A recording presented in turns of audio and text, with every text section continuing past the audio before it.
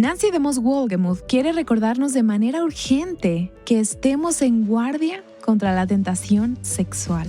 No importa la edad que tengas, no importa cuánto sepas, no importa cuán expuesta hayas estado a los caminos de Dios. Nunca estás exenta de pecar moralmente. Ni tú ni yo somos invencibles. Pero en el momento en que empezamos a pensar que lo somos, estamos en el mayor de los peligros. Estás escuchando Aviva Nuestros Corazones con Nancy DeMoss Wolgemuth, autora de El lugar apacible, en la voz de Patricia de Saladín. Hoy, 9 de septiembre de 2025.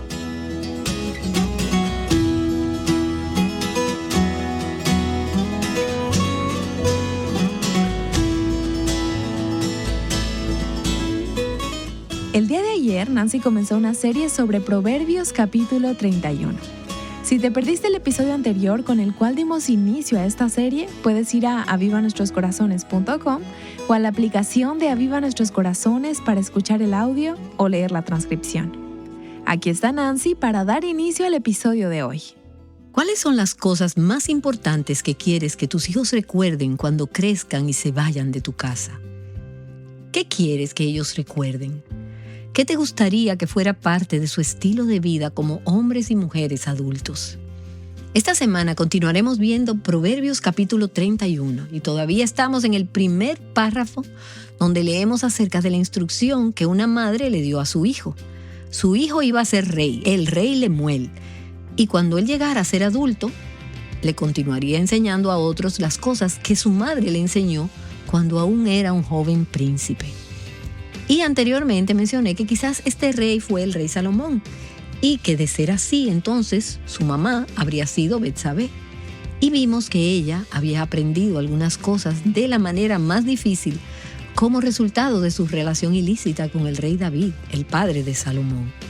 Por lo que había algunas cosas que Betsabé quería transmitirle a su hijo, este joven príncipe, con el fin de prepararlo para ser un buen rey.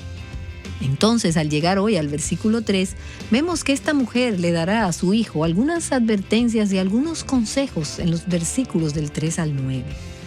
Hoy veremos la primera parte de ellos y, de manera general, ella le advertirá sobre temas como la impureza moral y sus implicaciones en la vida de un rey.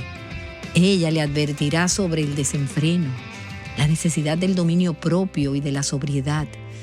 Y también le advertirá contra los excesos y luego le dará algunos consejos sobre lo importante como rey de ser compasivo y de hacer justicia. A partir del versículo 10, ella entonces le dará muchos consejos sobre cómo elegir una esposa, sobre las cualidades que debe buscar en esta compañera de vida y la importancia de elegir una pareja que sea una bendición y un bien para él durante toda su vida. Le dará consejos y advertencias y será muy importante que él preste atención a esta sabiduría. Pero antes, permíteme hacer aquí un paréntesis, como un recordatorio. Aunque ahora somos adultas, es sumamente importante que sigamos prestando atención a los consejos, las instrucciones y las precauciones que recibimos de nuestros padres. Tus padres pueden haber sido creyentes o no, pero es probable que te hayan enseñado algunas cosas importantes de la vida. ¿Estarías de acuerdo en que muchas de las veces que nos hemos metido en problemas como adultas se debe a que no pusimos atención a las cosas que nos enseñaron cuando aún éramos jóvenes? Presta atención al consejo de tus padres, de tus maestros, de los pastores piadosos, porque si no obedecemos los consejos piadosos, no seremos la excepción a la regla de Dios, sino que experimentaremos consecuencias que serán altamente destructivas. Y eso es lo que vemos aquí en el versículo 3, donde esta madre le advierte esto a su hijo joven. Y luego, cuando es adulto, entonces él cuenta lo que ella le enseñó. Mira lo que ella le dijo en el versículo 3. No des tu vigor a las mujeres, ni tus caminos a lo que destruye a los reyes. Ahora, si pensaras en lo primero que te gustaría que tus hijos recordaran sobre lo que les enseñaste, sería sobre este tema. Cuando aún era un joven príncipe, esta madre le dijo a su hijo, en primer lugar, No des tu vigor a las mujeres, ni tus caminos a lo que destruye a los reyes. Y pienso que esta es una advertencia contra dos cosas. En primer lugar, contra perder su masculinidad y en segundo lugar, contra la impureza moral. Ella le advierte aquí sobre estas dos cosas. Primero le dice, no des tu vigor a las mujeres.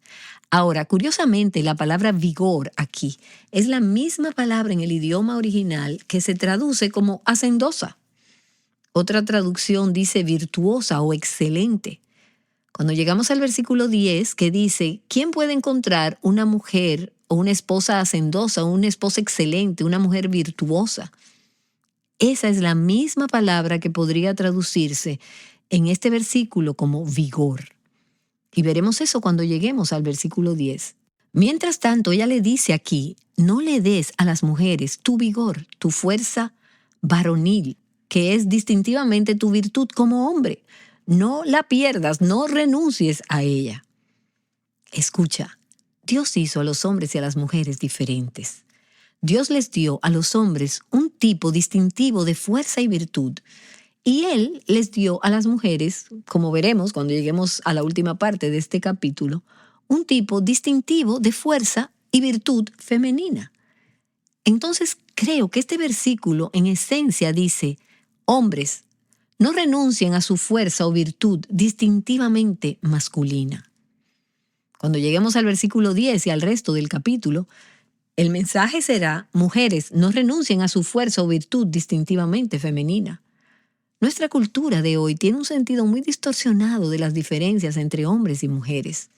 Hemos tergiversado las diferencias creadas por Dios y ahora tenemos hombres actuando como mujeres y mujeres actuando como hombres. Y entonces, ¿en qué acabamos? Bueno, en confusión, en caos, en la batalla de los sexos. Hay competencia cuando lo que deberíamos tener es algo distinto. Si los hombres mantuvieran su vigor masculino y las mujeres mantuvieran su vigor femenino, lo que tendríamos sería un ritmo hermoso, una armonía, una unidad, una complementariedad. Sé hombre, es lo que esta mamá le está diciendo a su hijo. Y luego ella le dice, busca una esposa que sea mujer, una mujer distintivamente femenina. Entonces, la madre primero le advierte contra perder su masculinidad y luego contra el adulterio y la inmoralidad. Ella sabe que eso debilitará su mente y su cuerpo. Y también le dice, te destruirá. No des tus caminos a aquello que destruye a los reyes. Si esta madre era Betsabé y el hijo era Salomón, entonces esta mujer sabía muy bien cómo la inmoralidad sexual puede destruir incluso a reyes y líderes. Ella sabía que no había excepciones a las reglas de Dios. Sabía el efecto destructivo que la inmoralidad de David tuvo en su vida, en su familia y en su matrimonio. Ella perdió a su esposo como resultado del adulterio y la inmoralidad de otro hombre. Y quizás ella estaba pensando en otro líder, como Sansón, que no muchos años antes era uno de los jueces de Israel, que había dado su fuerza, su vigor a las mujeres. Él se había entregado a aquello que destruye a los reyes. Era un hombre que tenía mucho a su favor, pero perdió el poder y la presencia de Dios en su vida porque no supo manejarse sabiamente con las mujeres. Él cedió a la tentación moral. Así que esta mujer lo sabía y le advirtió a su hijo que violar las normas divinas de pureza moral lo dejaría sin fuerzas, te destruirá, te hará inútil. Y ella le habla a su hijo sobre la impureza moral. Tú tienes que hablarle a tus hijos y a tus hijas. Necesitamos recordarnos a nosotras mismas que la impureza moral, la impureza sexual, destruye tu relación con Dios, tu relación con tu pareja, con tus hijos y con otros miembros de la familia, tu testimonio como cristiana, tu futuro, tu sensibilidad, tu razón, ya que las personas que ceden ante la impureza moral a menudo se vuelven irracionales, tu capacidad de gozo, tu conciencia, y destruirá incluso a los reyes. No importa lo exitosa que seas en la vida, no importa tu posición, lo alta que sea, si cedes a la impureza moral, será destructivo.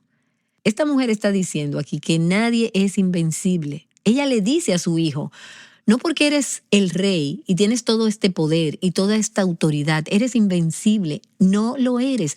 No estás exento de pecar de esta manera. No estás exento de ceder a la tentación moral. Y yo estoy tan agradecida de que mis padres, desde que éramos pequeños, enfatizaran la importancia de la pureza moral, de la fidelidad moral, de la fidelidad en el matrimonio y de la fidelidad a Dios antes del matrimonio en términos de moralidad y de relaciones sexuales. ¡Qué protección tan grande han sido para mí estas advertencias y esa formación!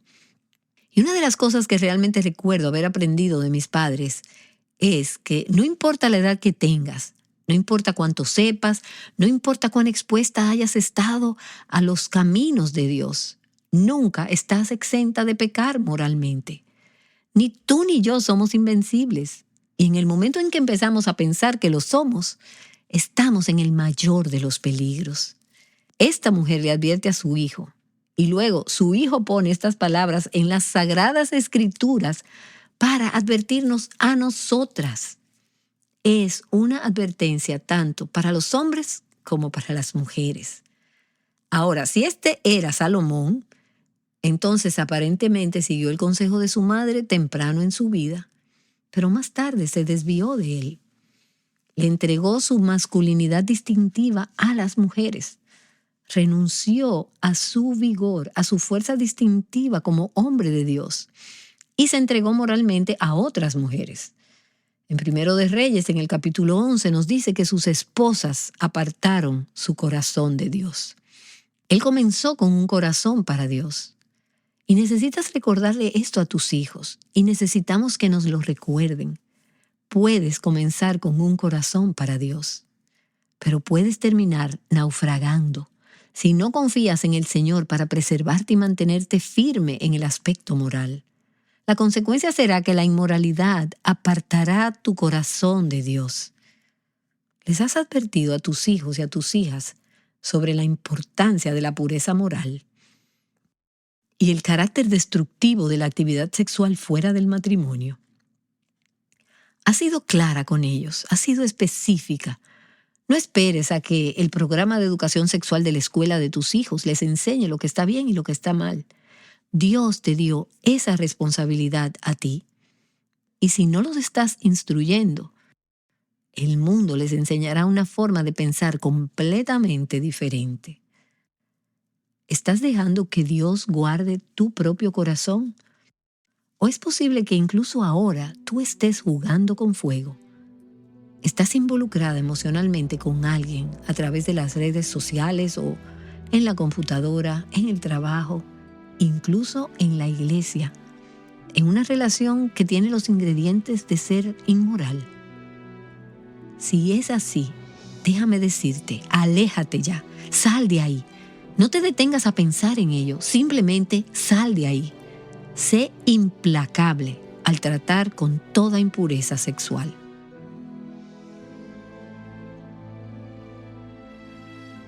Ella es Nancy DeMoss Wolgemuth, recordándonos que debemos estar en guardia para proteger el buen regalo de la sexualidad que Dios nos ha dado. Nancy continuará estudiando Proverbios capítulo 31 en esta serie titulada La mujer que teme al Señor, esa será alabada. Este mensaje de Nancy es un clásico. Las culturas cambian constantemente, pero la verdad de la palabra de Dios es eterna. Quiero recordarte algo que escuchamos decir a Nancy hace unos minutos. Nuestra cultura de hoy tiene un sentido muy distorsionado de las diferencias entre hombres y mujeres. Hemos tergiversado las diferencias creadas por Dios y ahora tenemos hombres actuando como mujeres y mujeres actuando como hombres. Muchas cosas han cambiado en los últimos años respecto a este tema. Por lo tanto, necesitamos abordar algunos otros temas como ¿existe el hombre? ¿Existe la mujer? ¿Puede alguien tener un género fluido o no binario? Escucharemos a algunas mujeres que abordaron estas preguntas con compasión, sabiduría y verdad bíblica. Nuestro caos sexual comienza con una perspectiva equivocada de quién es Dios, una disfunción en nuestra adoración. Ella es la doctora Julie Slattery, autora de Rethinking Sexuality. Hay muchos cristianos que sin darse cuenta realmente han comenzado a creer que Dios existe para servirles, para hacerlos felices, para complacerlos y cumplir sus deseos, en lugar de aceptar que fuimos creados para servir y conocer a Dios. Esa es la cuestión fundamental que subyace en todo esto. Laura Perry Smalls experimentó este tipo de frustración con Dios. Cuando era adolescente, sintió dolor físico y emocional, y atribuyó mucho de ello a que Dios la había hecho una mujer. Empecé a alejarme del Señor. Estaba enojada con Dios. No le creía a Dios que su diseño para mí era bueno, porque pensé que yo sabía más que Él. Cuando tenía 15 años aún no había escuchado la palabra transgénero, no sabía que había algo que pudiera hacerme por ser mujer. Pero estaba tan enojada con Dios que le dije que nunca más le serviría. Entonces comencé a huir de la fe. Quería ser lo opuesto a una cristiana, fuera lo que fuera eso. Quería pecar tanto como fuera posible y hacer todo lo que me habían dicho que no hiciera. Estaba muy enojada, muy herida. Seguí ese camino y me sumergí cada vez más en el pecado sexual porque pensé que eso me traería felicidad y satisfacción. Pensé que eso me ayudaría a obtener el valor que estaba buscando. Pero la realidad era que cuanto más me daba a los hombres me sentía cada vez menos valorada. Más adelante estuve en una horrible relación con un alcohólico. Finalmente un día pensé, la razón por la que esto nunca funcionó, la razón por la que nunca soy feliz es porque yo debería ser el hombre. Si yo fuera hombre, sabría cómo tratar a una mujer. Entonces comencé a cambiar mi forma de pensar. Viví en un mundo de fantasías durante varios meses y eso empezó a volverme loca. Estaba consumida por la idea de que me había convertido en un hombre. La idea prevaleciente de este mundo es que tu sexualidad tiene que ver con tu expresión personal, con tu identidad. Entonces, para ser sexualmente madura, debes experimentar. Tienes que buscar en tu propio corazón lo que quieres, quién eres y lo que deseas. Luego formas tu comportamiento sexual en torno a lo que hay dentro de ti. Cuando entré en ese camino comencé a tomar hormonas y mi voz comenzó a sonar más grave y me empezó a crecer vello facial. Luego cambié mi nombre legalmente. Estaba con una pareja que también vivía como transgénero, un hombre que vivía como mujer. Entonces teníamos ese consuelo mutuo en este caminar.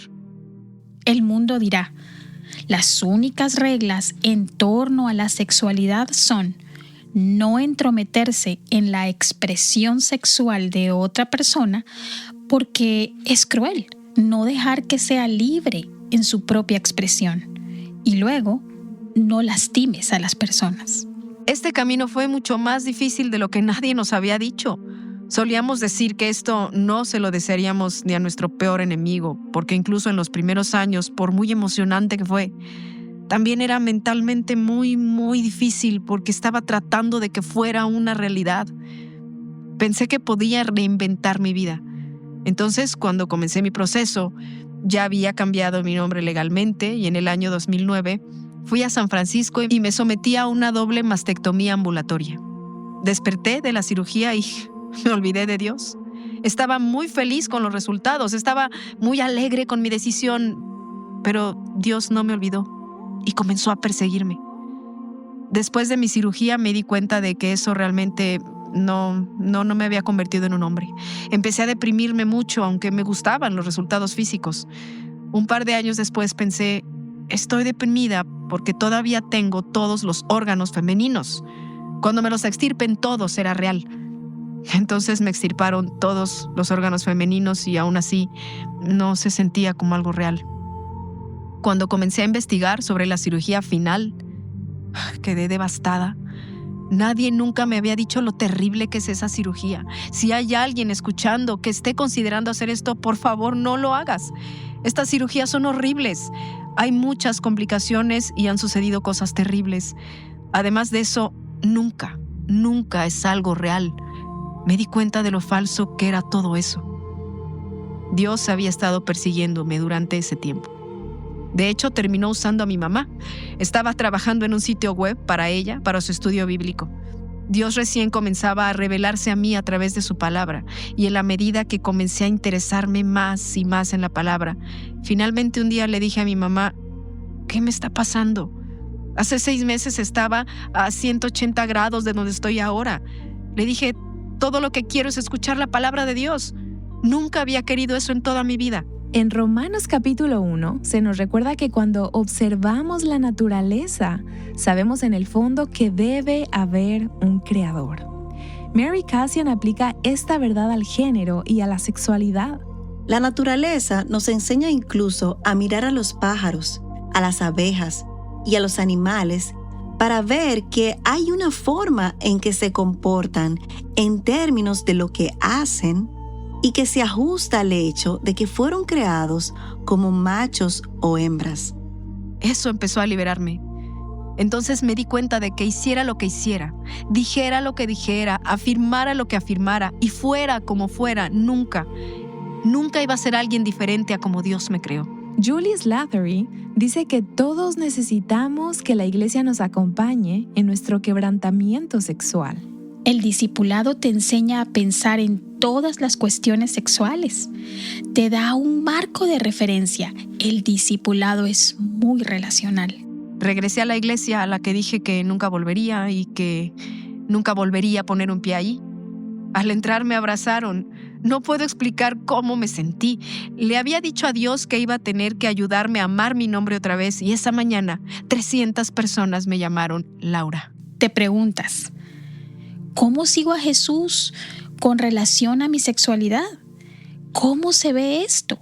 Si eres una joven de 18 años o una mujer casada de 45 que lucha contra los deseos hacia el mismo sexo, o a alguien adicto a la pornografía o a alguien que ha sufrido abuso sexual en el pasado, ¿cómo responde Jesús a las preguntas y luchas sexuales que tenemos?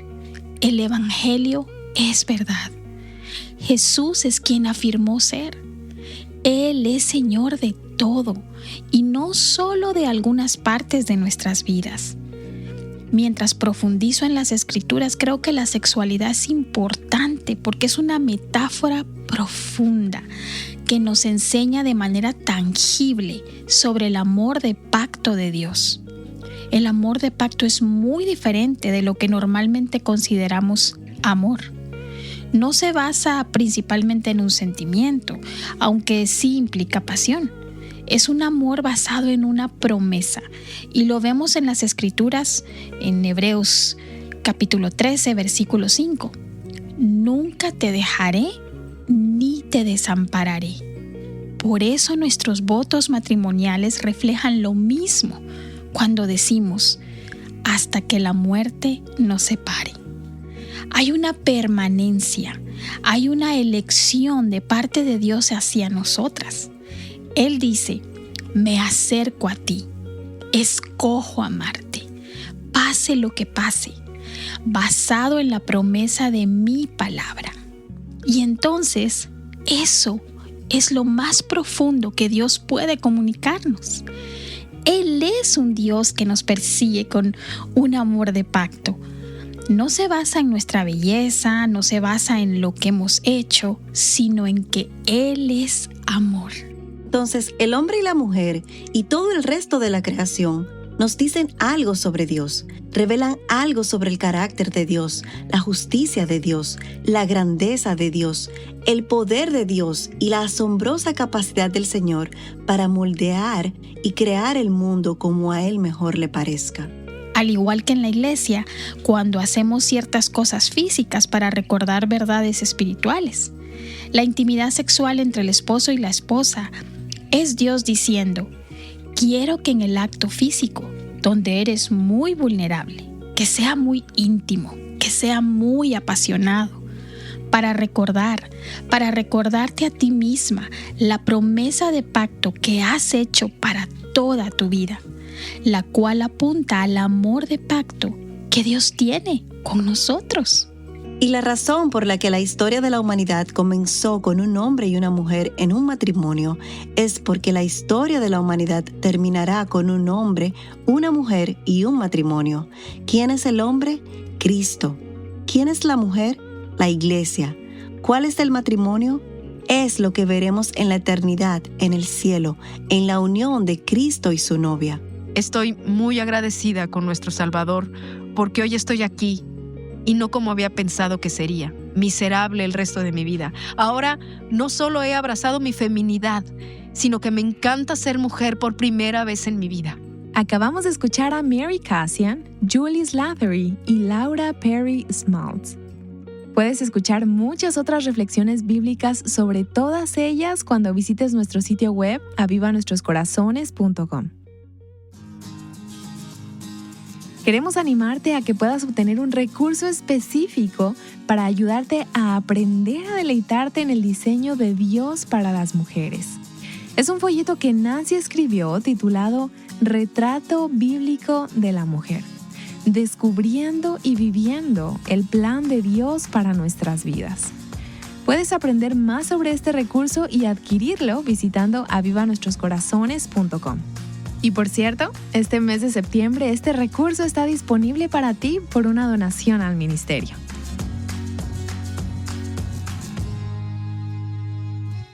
En el próximo episodio de esta serie veremos algunos consejos prácticos que ofrece el capítulo 31 de Proverbios en lo que respecta al dominio propio, específicamente en relación con el alcohol. Será mejor que aprendas a gobernarte a ti misma aquí y ahora si alguna vez vas a dirigir a otros de manera efectiva. Madres nunca podrán dirigir eficazmente a sus hijos si no pueden gobernar sus propias pasiones. No podrán enseñar a sus hijos sobre la sobriedad, la templanza y el dominio propio si no son un modelo de sobriedad, de templanza y de dominio propio. Espero que regreses con nosotras el día de mañana mientras Nancy continúe en esta serie aquí, en Aviva Nuestros Corazones.